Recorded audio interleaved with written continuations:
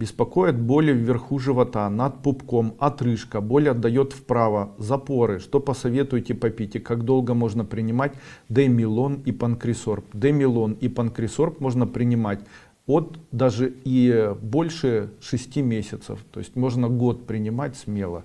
По поводу болей вверху живота, над пупком. Любые боли, которые находятся за пупком в верхней части, в левую или в правую сторону, связаны всегда с гастритом.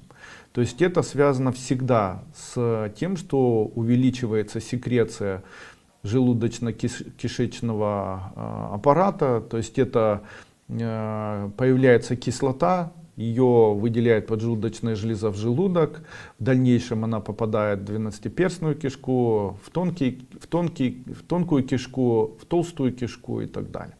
И чем это необходимо убирать? И в дальнейшем еще и заставляет появляться запоры. Чем убирается это все? Первое.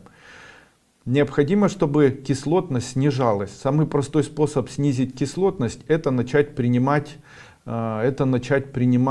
просто соду. 1 чайная ложка на стакан теплой воды утром и вечером. Это уберет запоры и уберет диарею, которая вызывается вот такой высокой кислотностью. Также принимать препараты. Первое. Изменить рацион питания, в котором не должно быть специй, и уменьшить количество употребления соли.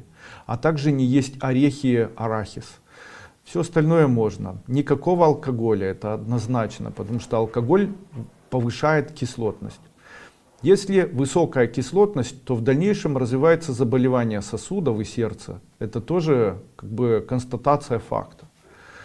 Чеснок, перец, острые специи необходимо полностью убрать. Начинайте пить соду. Из моих препаратов, вот сегодня я рассказал об овсянке, этому взваре, начните его тоже пить. Также в случае, если есть запоры, необходимо знать, что скорее всего это может быть вызвано дисфункцией желчного пузыря и недостаточностью выделения желчи в желудок, потому что это должно, вернее в двенадцатиперстную кишку, потому что это должно происходить так, как происходит ощелачивание пищи. Чем необходимо активировать ощелачивание чем необходимо активировать выделение из желчного пузыря желчи, это, конечно же, горечи. Это горечи дуйко, это препарат Амарум дуйко, 1 чайная ложка на стакан воды или 1 столовая ложка на стакан воды, по 1 стакану, ну хотя бы 2 раза в день. Если запоры, да, если диарея, не нужно. Если запоры, да, если диарея, не нужно. Вообще горечи, они для человека очень важны. Горечи помогают человеку справиться с неврозами, бессонницей, стрессами, появлением мочекаменного заболевания. О горечах писал даже в свое время Эльбу.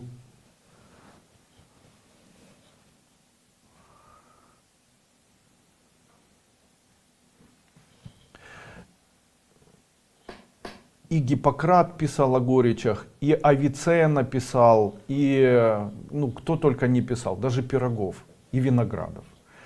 И применение горечи в свое время было очень распространено, и в медицине назначалось в виде настойки полыни. Такая настойка полыни, она была красного цвета, ранее продавалась у нас в наших аптеках по всему Советскому Союзу. Потом сняли с продажи в Советском Союзе, и это сняли, потому что было проведено исследование, в котором было описано, что полынь является ядовитым растением. Не стоит забывать, что скорее всего слово полынь было просто дискредитировано, потому что к полыни относятся 90 видов растений, среди которых 20 видов растений полыни являются ядовитыми и стимулирующими аллергию. Допустим, амброзия является тоже полынью. Именно поэтому кто-то, видимо, написал исследование и сказал, что полынь, подразумевая какую-то отдельно, не стоит принимать, потому что есть ряд факторов, при которых она может быть вредной, ядовитой и так далее. Я могу сказать, что применение настойки полыни в виде вот таких горечей, а там есть горечи горячавка, зверобой, полынь, еще там 11, по-моему, горечи, всех вместе 16. То есть не 11, а 14. Вот эти 16 горечей, они будут стимулировать желчный пузырь,